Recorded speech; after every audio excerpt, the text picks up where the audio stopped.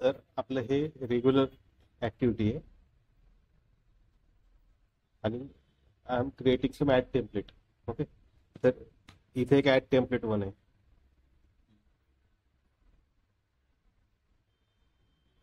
याच्यामध्ये या स्टाईलचे ऍड्स आहेत.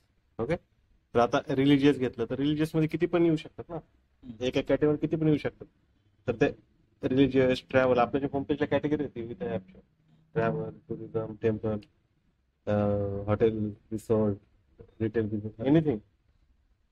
तर अशा मल्टिपल बिझनेसेस कॅटेगरी आणि त्याच्या मल्टिपल ई कॉमर्स मध्ये कुठलं ई कॉमर्स येऊ शकतं. तर त्याच्या मल्टिपल पोस्ट. तर ह्या आहेत पोस्ट. ओके, ह्या रील्स नाही, ह्या पोस्ट आहेत. सेम अजून एक टेम्पलेट आहे, template two, ad template two नावानं. ओके, हे पण सेम आहे, पण हे थोडस जरा अजून मॉडिफाय वाटतं. हे सेपरेट काय, दोन्ही सेमच आहेत, पण थोडं व्हेरिएशन पाहिजे. एकदमच सेम नको, एका याच्यामध्ये ती मॉडेल ठेवली, एकात नाहीये. तर तुम्ही जे व्हेरिएशन बनवाल, आता ते इथं रिअल इस्टेट दिलेले, तर इथं ट्रॅव्हल, इथं खाली येऊ कसं e commerce, e learning, community, त्याच्यामध्ये हे. तर आपले ई लर्निंग मध्ये 2-3 येऊ शकतात, ई कॉमर्स मध्ये 3-4 येऊ शकतात, रिअल इस्टेट मध्ये 3-4 येऊ शकतात. तर अशा हे ऍड टेम्पलेट वन आहे, हे ऍड टेम्पलेट टू आहे, आणि मी असे टेम्पलेट बनवतोय. ओके, मी ते एक एक टेम्पलेट जसं मला वाटेल तसं मी एक एक टेम्पलेट डिझायनिंगचं असं एक एक करून ठेवतो. तर सध्या 2 इनफ आहेत. अजून आठवड्यात एखादं मला वाटलं थोडं व्हेरिएशन करावं, ते मॉडेल चेंज करावं, समथिंग लाईक दॅट. तर ते तुम्ही बी करू शकता इथे, मायनर व्हेरिएशन. किंवा तुम्हाला पद्धतीने वाटलं थोडं वेगळं करायचं, थोडं रिअल इस्टेट असेल तर थोडा कलर हा मागचा चेंज करायचा आहे. आता इथं ब्लू आहे, थोडं डार्क रेड आहे, इथं कसं ब्लॅक केलेलं आहे, थोडंसं कलरमध्ये व्हेरिएशन्स, ह्या मॉडेलमध्ये व्हेरिएशन्स, जसं जमेल तसं. पण आपल्याला काय करायचं आहे, याच्या फेसबुकच्या मेटा बिझनेस सूटमध्ये, याच्यामध्ये इथं आहे प्लॅनर. आणि हा प्लॅनर आपल्याला सांगतो की एक्झॅक्ट करेक्ट टाइम कधी आहे, कधी पोस्ट केलं पाहिजे, कधी पोस्ट पुश केली पाहिजे. स्वतः सांगतो की 11-11:30 वाजता आपली सगळ्यात जास्त युजर ऍक्टिव्ह असतात. तर ती पोस्ट 11:30ला शेड्यूल झाली पाहिजे आपली पहिली पोस्ट दिवसातली. आणि इव्हिनिंगचं पण टाइम सांगतो तो नंतर, समजा हे पोस्ट केलं असेल तर की 7:30चा एक, नंतर रात्री 8:30 प्राईम टाइम आहे, असे 4. तर आपली हे ad template one, ad template two, ad template three, आणि तुम्ही जे आता जे रील्स बनवताय, राईट, ते 2-3 रील तुम्ही डेली बनवतात, सेम हेच पण रील मध्ये, राईट. हाच कंटेंट आहे पण रील मध्ये आपण थोडंसं अॅनिमेटेड करून वगैरे दाखवतो. तर अशा आपल्या bunch of post mix create करायचे, म्हणजे याच्या 5-10, याच्या 5-10, याच्या 5-10.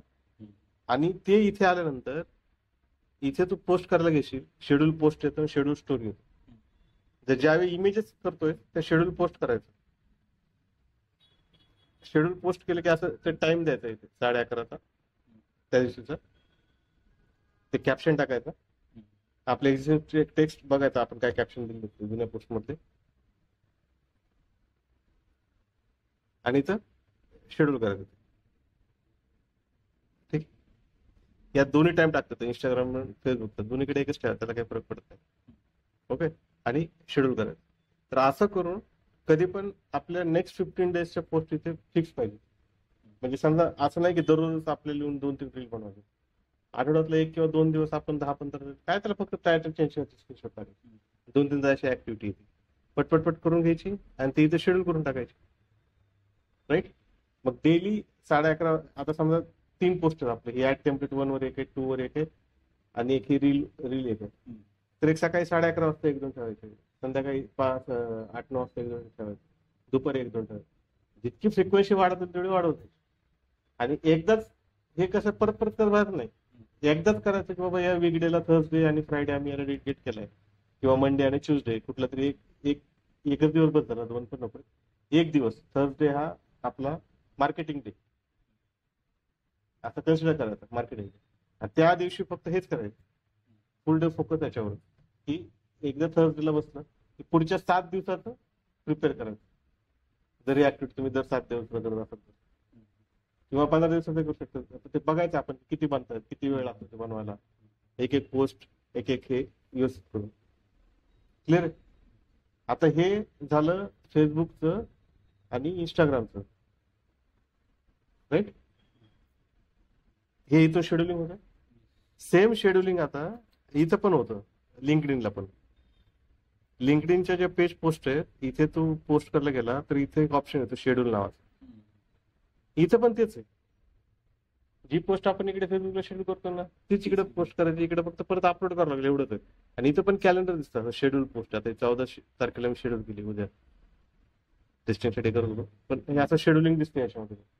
म्हणजे इथे पण मॉर्निंगचा शेड्यूल की लोक शक्यतो ऑफिसला पोहोचल्या इंस्टाग्राम फेसबुक बघतात. मग ते 11 साडे 11 म्हणून त्यांनी टाइम दिला तसा बरोबर ते इंस्टाग्राम काढत टाइम हे. आणि संध्याकाळी जेवण झाल्यानंतर वाटतं ते म्हणजे किती 8:30 साडेचं नोट.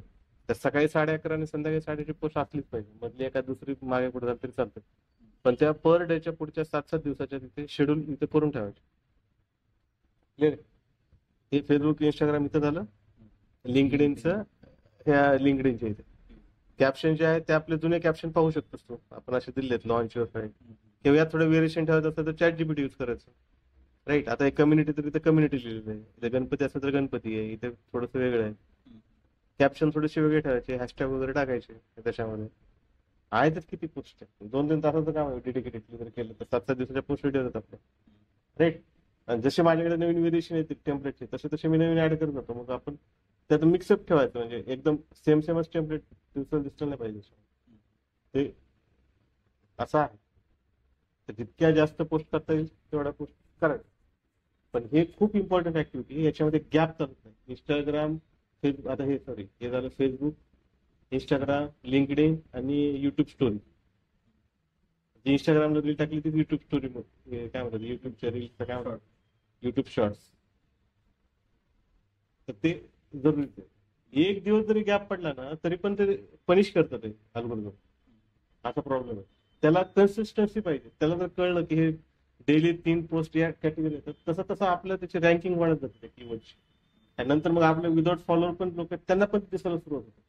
ते ट्रॅक्शन जर तू पाहत असेल तर तू ऑलरेडी पाहू शकतोस ते कसं हळूहळू आपलं ट्रॅक्शन वाढतंय.